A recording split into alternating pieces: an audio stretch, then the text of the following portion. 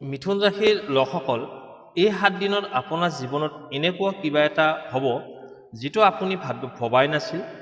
1 তাৰিখৰ পৰা 7 তাৰিখৰ ভিতৰত আপোনাৰ ভাগ্য আচৰিতভাৱে ঘূৰি যাবনে নে কোনো ডাঙৰ সুযোগ আপোনাৰ দুৱাৰত থিয় হৈ আছে।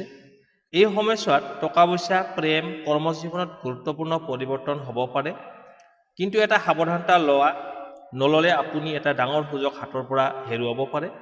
তেনেহ'লে ভিডিঅ'টো শেষলৈকে চাই থাকক, কাৰণ মই আপোনালোকক ক'ম কোন দিনটো আপোনাৰ বাবে সৰ্বাধিক ভাগ্যশালী হ'ব, কেনেকৈ এই সপ্তাহত আপুনি লাভ কৰিব পাৰে সফলতা, আৰু কি কাম এৰাই চলিব লাগিব নহ'লে সমস্যা আহিব পাৰে।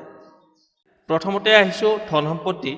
এই সপ্তাহটো মিথুন ৰাশিৰ বাবে টকা পইচাৰ দিশত এটা মধ্যমীয়া কিন্তু গুৰুত্বপূৰ্ণ সময় হ'ব। আৰম্ভণিৰ 1 আৰু 2 মে তাৰিখত আপুনি অলপ প্ৰেছাৰ অনুভৱ কৰিব পাৰে। অপ্ৰত্যাশিত খৰচ বা আগতে থকা কোনো ধৰণৰ বিষয়ত চিন্তা আহিব পাৰে, কিন্তু চিন্তা নকৰিব। 3 মেৰ পিছৰ পৰা পৰিস্থিতি লাহে লাহে সলনি হ'বলৈ আৰম্ভ কৰিব।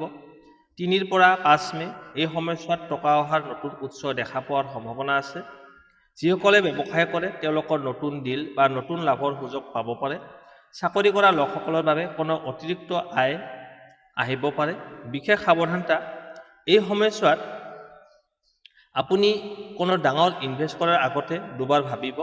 বন্ধু বান্ধৱ বা পৰিচিত মানুহে ধন লোৱাৰ বাবে অনুৰোধ কৰিব পাৰে।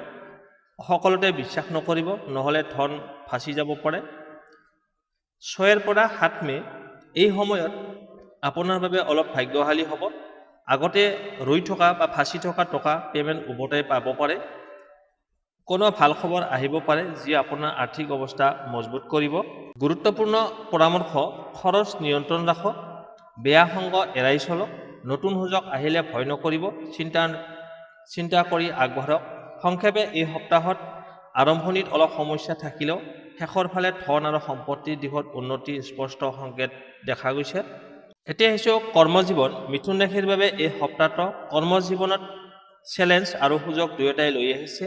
আৰম্ভণিত অলপ কামৰ প্ৰেছাৰ থাকিলেও শেষলৈকে গৈ আপুনি নিজেই নিজৰ মূল্য প্ৰমাণ কৰিব পাৰিব। 1 পৰা 2 মে এই সময়ত কৰ্মক্ষেত্ৰত অলপ টেনশ্যন থাকিব পাৰে। বছ বা ছিনিয়ৰৰ পৰা প্ৰেছাৰ আহিব পাৰে। কামৰ লোড বেছি থাকিব। সময়মতে শেষ কৰিব নোৱাৰিলে সমস্যা হ'ব পাৰে, কিন্তু এটা ভাল খবৰ, এই প্ৰেছাৰেই আপোনাক শক্তিশালী কৰি তুলিব। যদি আপুনি এই সময়ত শান্ত হৈ কাম কৰে তেন্তে আপোনাৰ ইমেজ বহুত উন্নত হ'ব। 3 পৰা 5 মে এই সময়তো কেৰিয়াৰৰ বাবে টাৰ্ণিং পইণ্ট হ'ব পাৰে। নতুন সুযোগ বা প্ৰজেক্ট আহিব পাৰে। কোনো ডাঙৰ দায়িত্ব আপোনাক দিয়া হ'ব পাৰে। চাকৰি সলনি কৰাৰ চিন্তা কৰা থাকিলে ভাল অফাৰ আহিব পাৰে। বিজনেছ কৰা লোকসকলৰ বাবে নতুন কাষ্টমাৰ বা ডিল আহিব পাৰে। পাৰ্টনাৰশ্বিপৰ সুযোগ থাকিব, কিন্তু সকলো কাগজ ভালকৈ চাই ল'ব। 6 পৰা 7 মে এই সময়ত আপোনাৰ বাবে একেবাৰে পজিটিভ হ'ব। আপোনাৰ কামৰ প্ৰশংসা হ'ব, প্ৰমোশ্যন বা ফিউচাৰ গ্ৰথৰ সংকেত দেখা যাব পাৰে। কলেবৰেশ্যন চেলেঞ্জৰ সহায় পাব। সাৱধানতা, কাৰো সৈতে তৰ্ক বিতৰ্কত লিপ্ত নহ'ব। অফিচ পলিটিক্সৰ পৰা আঁতৰি থাকক। অতিৰিক্ত আত্মবিশ্বাসে ভুল কৰাব পাৰে। গুৰুত্বপূৰ্ণ পৰামৰ্শ, সময়মতে কাম শেষ কৰক, নতুন স্কিল শিকিবলৈ চেষ্টা কৰক, পজিটিভ এটিটিউড ৰাখক। সংক্ষেপে, এই সপ্তাহত আৰম্ভণিত অলপ কঠিন, কিন্তু শেষত কেৰিয়াৰৰ উন্নতি আৰু সফলতাৰ দুৱাৰ মুকলি হ'ব। এতিয়া আহিছোঁ প্ৰেম আৰু দাম্পত্য জীৱন। মিথুন ৰাশি 1 পৰা 7 মে 2026 প্ৰেম আৰু দাম্পত্য জীৱনৰ ক্ষেত্ৰত এই সপ্তাহটো আপোনাৰ জীৱনত উত্থান পতনেৰে ভৰা কিন্তু ৰোমাঞ্চকৰ সময় হ'ব। 1 পৰা 2 মে এই সময়ত অলপ মিছ আণ্ডাৰষ্টেণ্ডিং হ'ব পাৰে। সৰু কথাত তৰ্ক বা অভিমান হ'ব পাৰে। আপোনাৰ পাৰ্টনাৰে আপোনাৰ পৰা অধিক সময় বা মনোযোগ আশা কৰিব। এই সময়ত কি কৰিব? শান্ত থাকক, কথা পতাৰ আগতে বুজিবলৈ চেষ্টা কৰক, নহ'লে সৰু সমস্যাই ডাঙৰ হৈ যাব পাৰে। 3 পৰা 5 মে এই সময়ত প্ৰেম জীৱনত মধুৰতা উভতি আহিব। যিসকলে অলৰেডি ৰিলেশ্যনশ্বিপত আছে তেওঁলোকৰ মাজত ভাল বুজাবুজি হ'ব। একেলগে সময় কটোৱাৰ সুযোগ পাব। ছাৰপ্ৰাইজ বা ৰোমান্টিক মমেণ্ট আহিব পাৰে। ছিংগল লোকসকলৰ বাবে নতুন কাৰোবাৰ লগত চিনাকি হোৱাৰ সম্ভাৱনা আছে।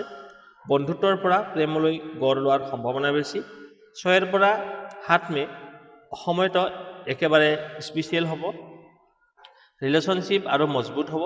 যিসকল বিবাহিত জীৱনৰ লগত জড়িত হৈ আছে তেওঁলোকৰ মাজত সুখ আৰু শান্তি বৃদ্ধি পাব। কোনো ভাল খবৰ আহিব পাৰে। সাৱধানতা, অতীতৰ কথা বেছি নাভাবিব, সন্দেহ নকৰিব, নহ'লে সমস্যাৰ সৃষ্টি হ'ব। তৃতীয় ব্যক্তিৰ কথা শুনি কোনো ডিচিশ্যন নল'ব। গুৰুত্বপূৰ্ণ পৰামৰ্শ, অনেষ্টি কমিউনিকেশ্যন ৰাখক। সৰু সৰু কথা মনত ধৰি নাথাকিব। সময় দিয়ক, বুজাবুজি বঢ়াওক। সংক্ষেপে এই সপ্তাহত আৰম্ভণিত অলপ সমস্যা থাকিলেও শেষলৈকে গৈ প্ৰেম আৰু দাম্পত্য জীৱনত সুখ, ৰোমাঞ্চ আৰু মজবুত সম্পৰ্ক দেখা যাব। এতিয়া আহিছোঁ ভাগ্য। মিথুন ৰাশিৰ বাবে এই সপ্তাহত ভাগ্যৰ দিশত লাহে লাহে আৰম্ভ হৈ শক্তিশালীভাৱে শেষ হোৱাৰ সময় হ'ব। 1 পৰা 2 মে'। এই সময়ত ভাগ্য অলপ কম সহায় কৰিব পাৰে। কামবোৰ সহজে সফল নহ'ব। সৰু সৰু বাধা বা ডিলে দেখা যাব পাৰে। কিন্তু এইটো মনত ৰাখক, এই সময়টো আপোনাৰ পৰীক্ষা কৰিছে যাতে আপুনি আগলৈ অধিক শক্তিশালী হ'ব পাৰে। 3 পৰা 5 মে'। এই সময়ৰ পৰা ভাগ্য আপোনাৰ ফালে ঘূৰিবলৈ আৰম্ভ কৰিব। আগতে ৰৈ থকা কামবোৰ আগবাঢ়িব। হঠাৎ ভাল সুযোগ আহিব পাৰে। কোনো ব্যক্তিৰ সহায়ত আপুনি লাভৱান হ'ব পাৰে। এই সময়ত ইনটিউশ্যন বহুত শক্তিশালী থাকিব। যি অনুভৱ হ'ব সেইমতে সিদ্ধান্ত ল'লে ভাল ফল লাভ কৰিব। 6 পৰা 7 মে'। এইটো সময় আপোনাৰ বাবে একেবাৰে লাকি পিৰিয়ড হ'ব। কামবোৰ সহজে সম্পন্ন হ'ব। ভাগ্যৰ সহায়ত সফলতা লাভ কৰিব। কোনো ডাঙৰ সুযোগ হাতলৈ আহিব পাৰে। এই দুদিনত নতুন কাম আৰম্ভ কৰিলে বা ডিচিশ্যন ল'লে ভাল ফল পোৱাৰ সম্ভাৱনা বহুত বেছি আছে। শুভ দিশ আৰু সংকেত, শুভ সংখ্যা হৈছে 5, 6 আৰু 9। শুভ ৰং সেউজীয়া আৰু হালধীয়া। শুভ দিন 4 মে' আৰু 7 মে'। সাৱধানতা, আৰম্ভণিৰ দিনত ধৈৰ্য হেৰুৱাব নালাগে। অতি আত্মবিশ্বাসে ভুল সিদ্ধান্ত ল'বলৈ বাধ্য কৰাব পাৰে। নিগেটিভ মানুহৰ পৰা আঁতৰি থাকক। গুৰুত্বপূৰ্ণ পৰামৰ্শ, পজিটিভ চিন্তা ৰাখক। নতুন সুযোগ আহিলে ভয় নকৰিব। নিজৰ ওপৰত বিশ্বাস ৰাখক। সংক্ষেপে এই সপ্তাহত আৰম্ভণিত ভাগ্য অলপ লাহে লাহে থাকিলেও শেষলৈকে গৈ ভাগ্য আপোনাৰ পক্ষলৈ ঘূৰি শক্তিশালীভাৱে কাম কৰিব আৰু সফলতাৰ দুৱাৰ মুকলি কৰিব।